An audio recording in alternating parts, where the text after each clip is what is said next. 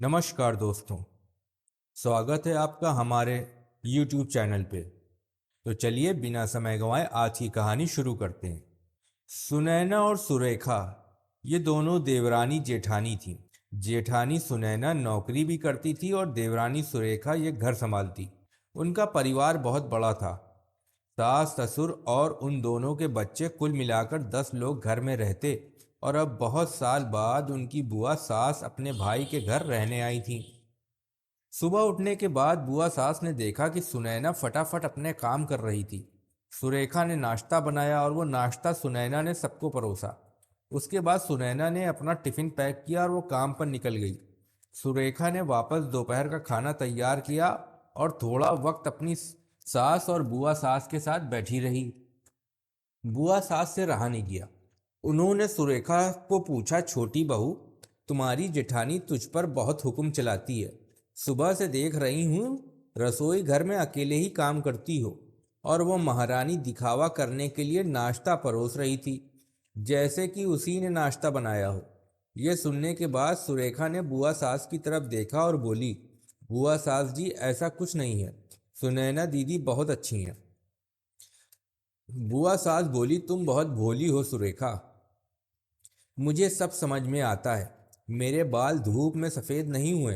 सुरेखा से अब नहीं रहा गया। वो बोली, ऐसा नहीं है बुआ जी, आपको सुनैना दीदी ने सबको नाश्ता परोसा वो दिखा, पर आपको ये नहीं दिखा कि दीदी ने मुझे ज़बरदस्ती सबसे पहले नाश्ता करने दिया और चाय भी दी। वो रोज़ मुझे ऐसे सबसे पहले ही नाश्ता दे देती हैं, नहीं तो सबके लिए नाश्ता करते करते मैं खुद के लिए नाश्ता बनाना भूल जाऊंगी। दीदी मेरी कितनी चिंता करती हैं। दीदी सुबह जल्दी उठकर मंदिर साफ करती हैं, फूल सजाकर रखती हैं और मुझे उनके 1 घंटे बाद उठने के लिए कहती हैं। शाम को आते समय बाजार से सब्जी भी लेकर आती हैं, क्योंकि हमारे मिस्टर रात को देर से आते हैं और मम्मी जी को सुनैना दीदी ने बाजार में जाने को मना किया है, क्योंकि अब उनकी उम्र 60 साल से ज़्यादा हो गई है। बाजार में जाते समय उनको तकलीफ होगी, उनके पैर बहुत दुखेंगे। कभी उनको बाहर घूमने का मन हुआ तो सुनैना दीदी छुट्टी लेकर उनको घुमाने ले जाती हैं। और हाँ बुआ जी, दीदी रोज़ शाम को आने के बाद वो कितनी भी थकी हों तब भी मुझे खाना बनाने में मदद करती हैं। वो मेरी बड़ी जेठानी ज़रूर हैं, पर मुझे अपनी छोटी बहन ही समझती हैं और मैं उनको अपनी बड़ी बहन समझती हूँ। ये सब सुनकर बुआ सास एकदम चुप हो गई। उनकी चुगली सुरेखा के आगे टिक नहीं पाई। शाम को सुनैना सब्जी की थैली सुरेखा के पास देते हुए बोली, सब्जी के साथ तुम्हारे मनपसंद लेखक की किताब भी उसमें है। ये सुनकर सुरेखा खुश हो गई। सुनैना को थैंक यू बोलकर सब्जी की थैली किचन में रखकर वह अपने रूम में चली गई। उतने में बुआ ने सुनैना को आवाज़ दी, बड़ी बहू जरा ये आना। वो बोली, सुनैना, तू इतनी मेहनत करके पैसे कमाती है और ऐसे फालतू में किताब खरीदी करके मुफ्त का खर्चा करती हो, वो भी अपनी छोटी देवरानी के लिए। वो ऐसे भी घर में बैठकर करती क्या है? तुम दिन भर मेहनत करती हो और वो घर में आराम करती है। इस पर सुनैना हंसकर बोली, क्या बुआ जी, आराम? और सुरेखा, उसे तो कहने पर भी वो आराम करती नहीं। सुबह उठकर बेचारी काम करती रहती है। सबका मनपसंद खाना, मेरे और उसके मिलाकर 4 बच्चों का टिफिन, सब वही तो करती है। और तब भी उसके चेहरे पर हमेशा आनंद दिखता है। सुबह की चाय पीने के लिए उसके पास वक्त नहीं रहता।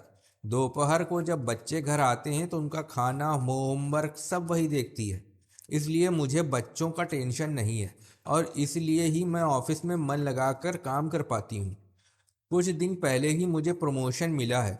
इसके अलावा मम्मी जी और पापा जी की दवाइयाँ कभी ख़त्म हो गई और कभी लाने को हों तो वही ध्यान में रखती है। घर में कोई मेहमान आए तो उनकी मेहमान नवाजी भी वही करती है। बुआ जी, घर और बच्चे संभालना छोटी बात नहीं है।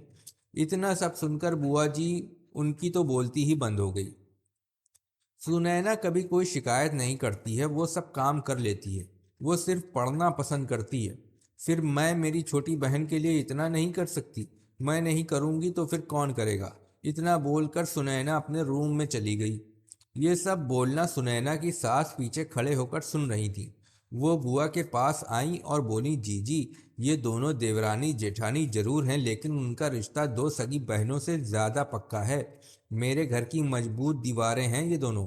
पहले मैं भी एक बुरी सास थी, हमेशा इन दोनों में झगड़ा लगाने का प्रयास करती थी, पर ये दोनों के प्यार के आगे मैं भी हार गई। वैसे भी झगड़ा लगाकर नुकसान तो हमारे ही घर का होगा ना। पर यह बात बुआ को समझ में नहीं आई। रुंदन करते हुए कमरे से बाहर चली गई, क्योंकि उन दोनों में झगड़ा लगाने के लिए ही वो आई थीं। पर सुनैना और सुरेखा, इनके जैसी दो समझदार जेवरानी जेठानी के बीच झगड़ा करवाना बहुत मुश्किल था। तो दोस्तों, सुनैना और सुरेखा, इनकी जैसी समझदार देवरानी जेठानी जिस घर में होंगी, उस घर का कोई बुरा नहीं कर सकता। जिस घर में ऐसी बहुएं होंगी, वो घर स्वर्ग बन जाएगा। दोस्तों, देवरानी जेठानी की सुंदर देसी कहानी आपको कैसी लगी, हमें कमेंट बॉक्स में ज़रूर बताएं। और हाँ, अगर आपको हमारी ये कहानी पसंद आई हो तो हमारे YouTube चैनल को लाइक और सब्सक्राइब ज़रूर करें। धन्यवाद।